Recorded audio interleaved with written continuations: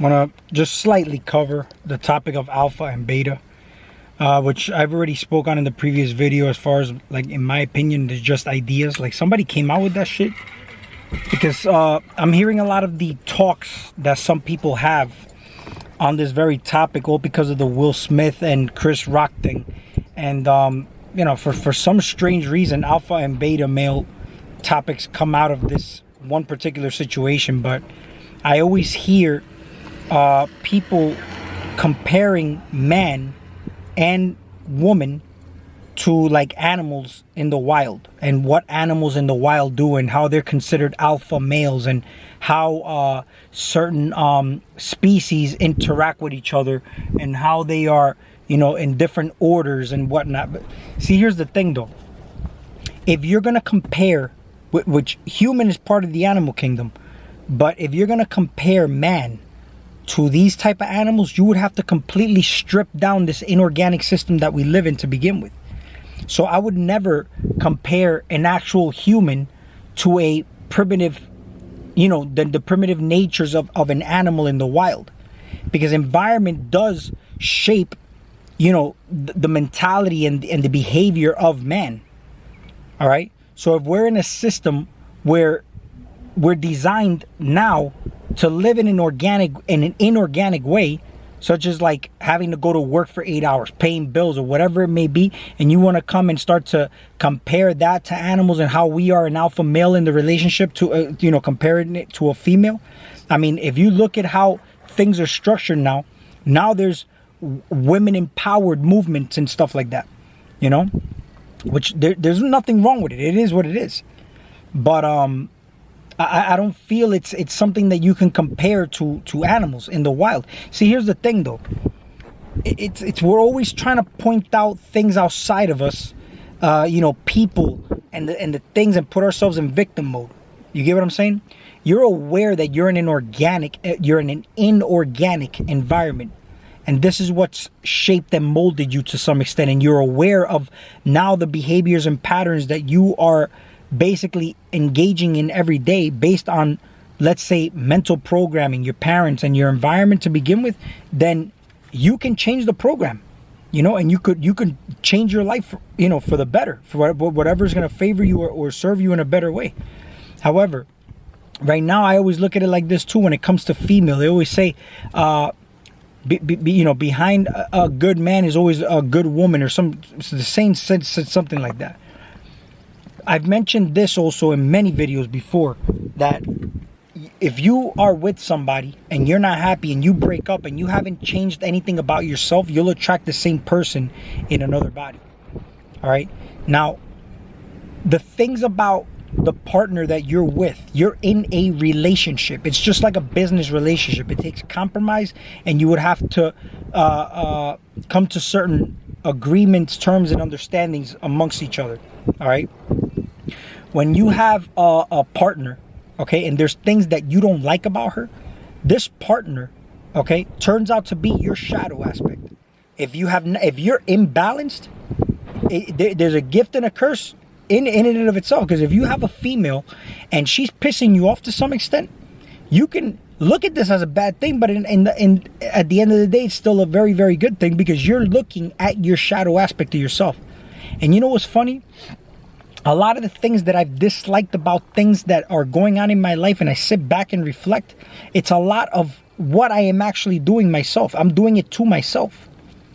You know, if you're balanced, you're going to find balanced relationships.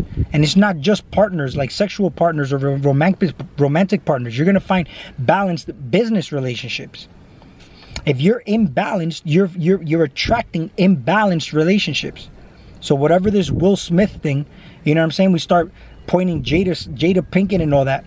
I mean, Will Smith is the one that has to really look at himself in the mirror and, you know, basically reflect on everything that's happening. And this is what every man should be doing, or every female. If you're in a relationship where, you know, you're in an abusive relationship or whatnot, you attracted that partner to you. And you break up with that partner, you'll attract another one in the same body. It happens all the time. You know, that's why they say the change starts from you. But the woman, it could be a direct shadow of yourself if you find all these flaws within her. all these things that you dislike about this person. These are your shadow aspects. And this is what, but if you're balanced, you're gonna find a balanced partner. This is why we say, oh, I found my soulmate, you know, I found my twin flame, whatever ideas of that you may have, you know. Because the thing is that if you're disconnected from your feminine aspect of yourself, like a man, if you're disconnected from your feminine energy or your feminine aspect of yourself, what relationship do you think you're gonna have with another female? You know, woman is the same thing. You know, there has to be some type of masculine energy balance there to some extent. Look, every man has a small amount of estrogen in his body. You know, it's a majority's testosterone, but there's a specific amount of estrogen, and it's got to be in a healthy ratio between, you know, the testosterone to estrogen.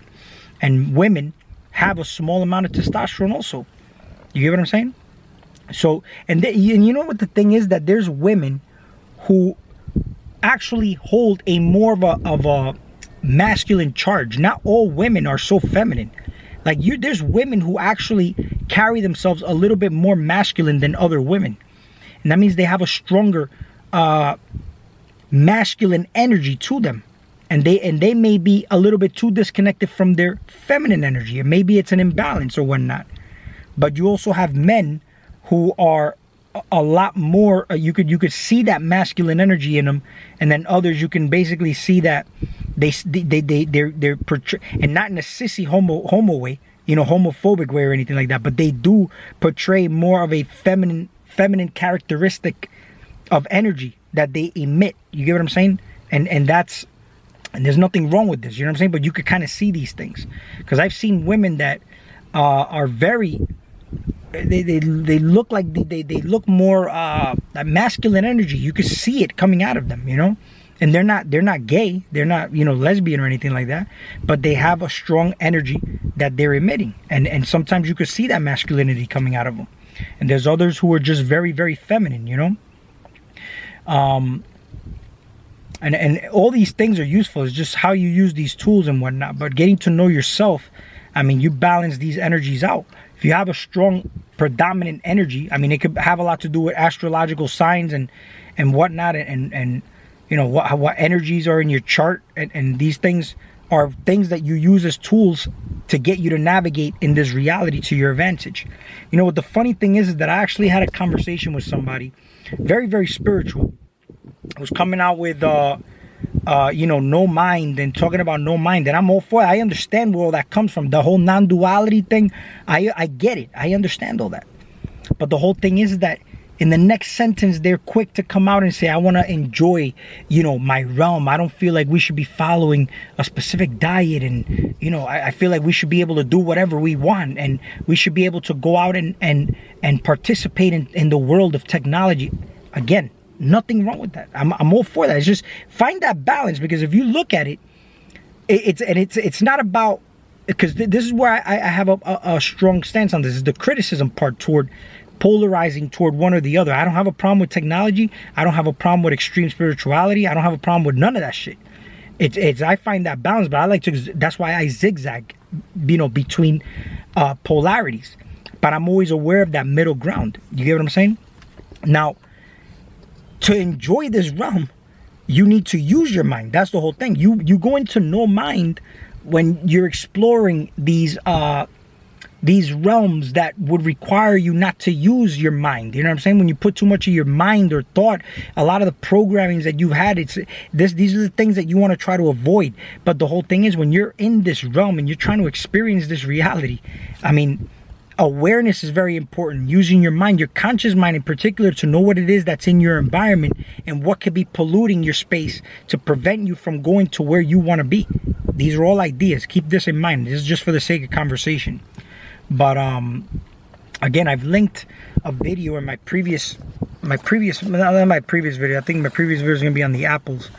The one before that one, I linked a very good Bob Proctor video, and I'm gonna link another one in this video. It's another one I have, and it's basically talking about paradigms, the subconscious. He explains it so eloquently and so well. If you sit down and just really listen to it, but absorb this information carefully, you know, carefully. It's like you know, I watched one of Marina Abramovich's videos, and she, even the way you drink water, for water to actually hydrate you, you know, a lot of people just drink water like that. Just taking the glass and just, you know, drinking the water and feeling it in your mouth and feel it going down your throat, and just take your time, let it, feel it just going down into your system. This water will hydrate you more than you just drinking it like that at a fast pace. A lot of people have kidney and adrenal issues, and you drink water at that fast pace, it's no different than me just dumping a gallon of water into a potted plant. Most of it is coming out the bottom. But when you give the plant water slower, let's say even a drip irrigation system, the plant's going to absorb that water. You get what I'm saying? But you process electrolytes through your adrenal glands. So this is why I say it's very important to be present and you know, chew your food slowly. First absorption comes into the mouth. You know, when you're listening to information, take your time, really absorb this information to some extent. But it's not even just about the monetary, financial stuff. Just listen to these videos in a sense of how it all connects to how the mind is used in your external world toward things it's not even designed to be used towards, you know? And this is why we waste so much energy and we find ourselves so drained at the end. And I made an example in my previous video where I'm talking about, you know, even you could be full of life. And Bob Proctor just died. The man was never sick. He was never in bed in low energy. He was full of life, full of energy. The body just decides to give, and that's it. It's over. You know, you disconnect, but you just disconnect like you disconnect from, you don't disconnect by staying attached to this shit. You get what I'm saying? You absorb everything, you feel it, you love it, it's your experience. But when it's time to go, if your body gives out, that's it. You disconnect and you leave. But it's beautiful because I feel like you don't die depleted of energy. You get what I'm saying? You have life. And you're enjoying it up to the very last moment. I feel like the best way to actually leave this realm, okay, would be to have a thorough understanding of what actual death really even means, okay? Is to just lay down, go to sleep, and peacefully just go, you know? Not go in pain or in a sick state, you know, mentally or physically or whichever way you want to look at it. It's basically to be full of life, full of energy. And it just goes. When it decides to go, it goes. You know? I don't feel like humans should be dying in a fearful state or in a sick state or anything like that. I feel like if you're balanced, you know, in health is wealth, man. I mean, you know, like they say, you have a lot of money. You don't take none of that with you. But when you have health, right? And you could lay in your bed and you peacefully go, not experiencing pain before your last days because of some illness you may contracted. But you can look at my previous video on how I even look at that. You got coaches now that are basically emerging on this planet, which is a beautiful thing. You know, like myself, you know, iridologists, hypnotists, things like this. You find the right coaches, and these people coach you. It's not, you know, you don't have, you could enjoy this life, but if you find yourself that you contracted an idea, then you go about it in a smart, productive way. You go into a UFC fight, you sign a contract to fight a specific fighter, your team helps you to overcome the obstacles of this actual competitor, you know, so you could win. That's why everything here, that's why it's a verse, it's a universe, right? But you're always versing something, like me versus me. It's always going to be me versus me. Strong mindset is important. And I covered a lot of this in my previous video, which you can go check out. But, you know, it's the idea of you versing somebody. It's fun, but you're still facing yourself. You square off when you're in a face-off, you know. You go in an octagon, you know, you could strike, you're boxing, you know. Everything's in squares. The squared circle, they call it, you know. Life is beautiful. Love your neighbors, love your partner, love, I mean, sounds woo-woo and cliche, but love is the answer to everything because it neutralizes the imbalance of chemistry out here. You get what I'm saying? But, like I walked the garden, and the garden, you know what's funny?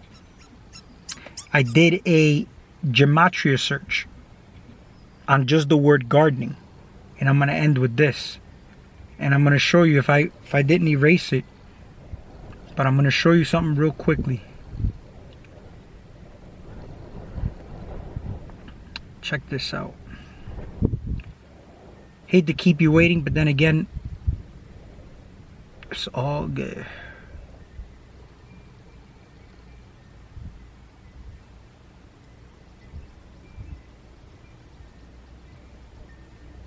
Look up the word gardening, okay, in Gematria.